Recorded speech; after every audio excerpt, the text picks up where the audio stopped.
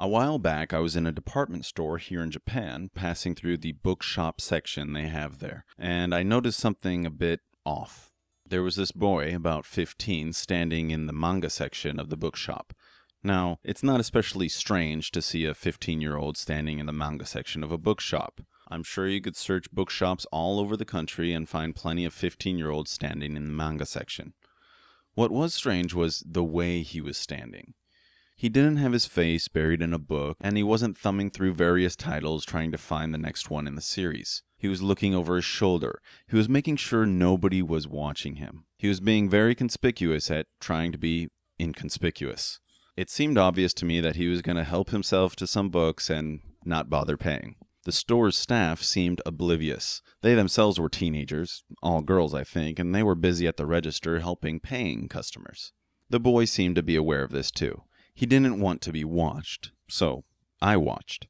I feigned interest in a Cuisine of Kyushu magazine while I spied the boy out of the corner of my eye. Then he gave one more quick look around and, as expected, lifted up his shirt and tucked the comic in one smooth motion. I looked at the staff. They were still busy. The boy made a beeline for the exit. He was almost out the door when I stepped in front of him. I didn't know what I was going to do or say, and I didn't know what he would do or say when I did or said what I was going to do or say. So I just put my hand on his chest, and he froze. He did not expect his escape to be impeded by the big blue-eyed weirdo reading Cuisine of Kyushu. After a couple seconds of awkward silence, I said something like, "Ne, modoshita hoga ii," which means something like, "Nah, you should put that back." Then, another moment of awkward silence. Maybe he was deciding what to do. Run away, hit me, or just submit. Thankfully, he stuttered out hi, and turned around, walked back to the manga section, took the book out from under his shirt, and put it back on the shelf. I stood and watched.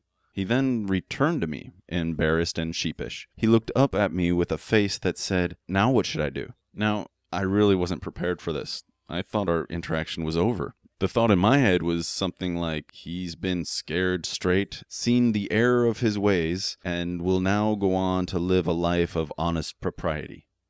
I didn't really want to see the kid get reported to the police, and I didn't really want to do the reporting. So I said to him, "Kaite ii yo."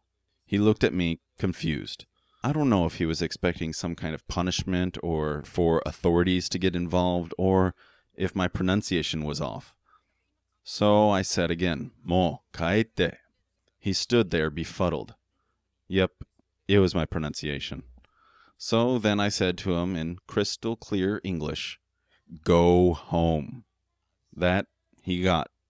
He again stuttered out hi, with a series of those head nod mini bows, and then took off, never to be seen again. Scared straight, seen the error of his ways, and will now go on to live a life of honest propriety.